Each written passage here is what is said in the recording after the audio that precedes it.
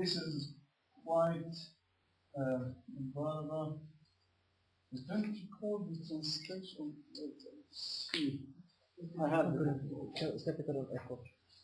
capital of effort. Right. Company of capital and effort. Yes, capital and effort. Huh?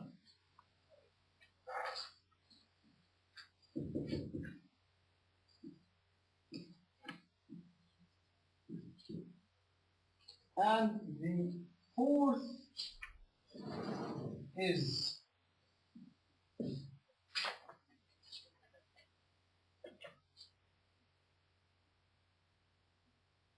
wujuh, which is faces, literally translated, but I will translate here reputation.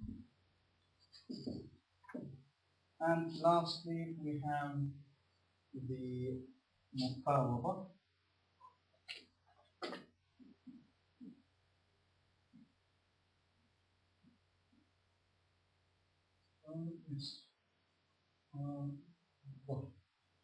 Is it negotiation?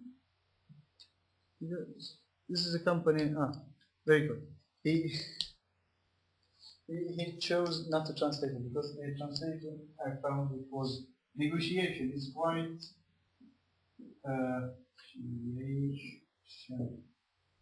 is quite bad, to be honest. Because mufawada in Arabic, literally it means to enter in a conversation. And nowadays it's translated, when it comes to hostages, it's translated as negotiation. So when I'm translating within this economic context as negotiation, it sounds not that right. But anyway, I like a better term. Aynan, equal.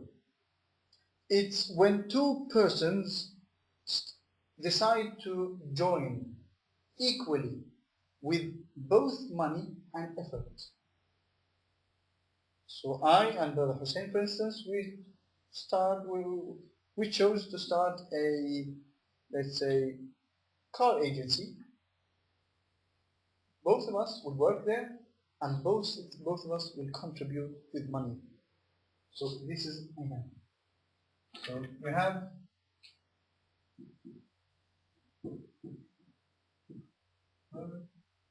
two persons, two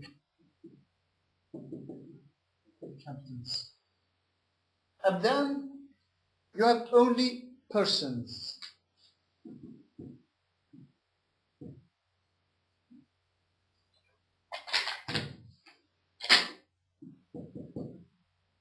Only two persons.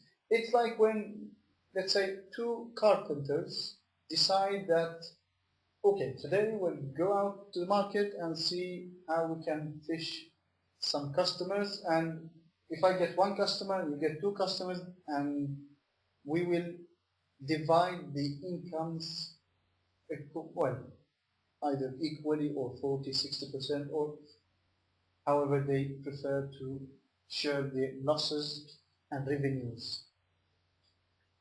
Mudaraba, it's a company in which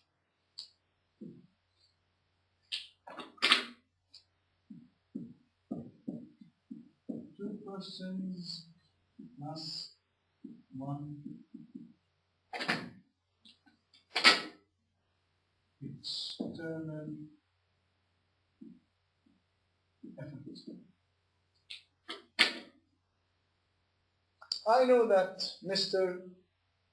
Muhammad is a very good businessman. So I decide that I shall go there with my brother, and each one will give him, well, let's say, 20,000 kroner. Mr. Muhammad, I know that you're working with cotton or cars or whatsoever, flowers, and here's 30,000 for me, or 20,000 for me, 20,000 for my brother, and we're joining a Mudaraba capital effort company, and we start to discuss the revenues and the losses. And the same applies for this. So in all company types in Islam, it's up to the partners to decide how much the revenue and loss percentage shall be. So just because I'm contributing with 20,000 and my brother is contributing with 20,000 doesn't mean automatically that we will share the risk or revenue equally. Might be a little bit different. Wujuh, it's a company in which the main ingredient is the very good, the excellent reputation of a person. Your uncle, or I don't know, is a man enjoying a good reputation in the city, so he has credit. If he wishes to buy a car, he can buy it. He can tell the seller that I'll take the car today and tomorrow you'll have the money, or next month, or whatsoever, because of his good reputation. He's not that wealthy person, yet he has a reputation. And you wish to take advantage of this good reputation. So you said, tell him that I have seen capital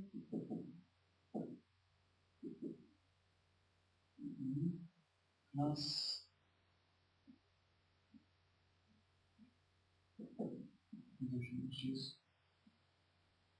because he's the one buying. So, but he's doing it because of his reputation, not because of his money. So you tell him that I'll give you 50,000 kroner, but there is a car, and it's worth 100,000. The problem is that this car is on, mortgages. It has to be paid on 7 months, and I just have this amount of money. So why can't you go there and pay the 50,000, and in some months we'll be able to pay the full amount, and after that we can sell the car for 100,000. So the net income will be 50. You get 20, I'll get 30, and everybody's happy. So he agrees. This is the kind of reputation company. The last company type is mufawara, in which you combine 1, 2, 3, and 4 these different types. For instance, 2 carpenters, well known in the city, enjoying a very good reputation. Each one of them contributes with a certain amount, and in such case, because each one of them has given money, so now, or because you have 2 persons, it's abdan, you have 2 persons, and now they have given money as well, so person to capital, so you have 2 types, and a 3rd person contributes with another amount, $10,000 or whatsoever, in order to start a factory. So you have a 3rd person, 2 person with external effort or external capital. And because of their good reputation, they are able to buy things on credit. So this 5th company type encompasses or constitutes of the 4 other company types. But the main thing when it comes to contracting in Islam is that there must be an offer and acceptance from the 2 parts who wish to join a company, or 3 or 4 parts who wish to join a company. So it's not enough to ask any one of you, are you interested in joining me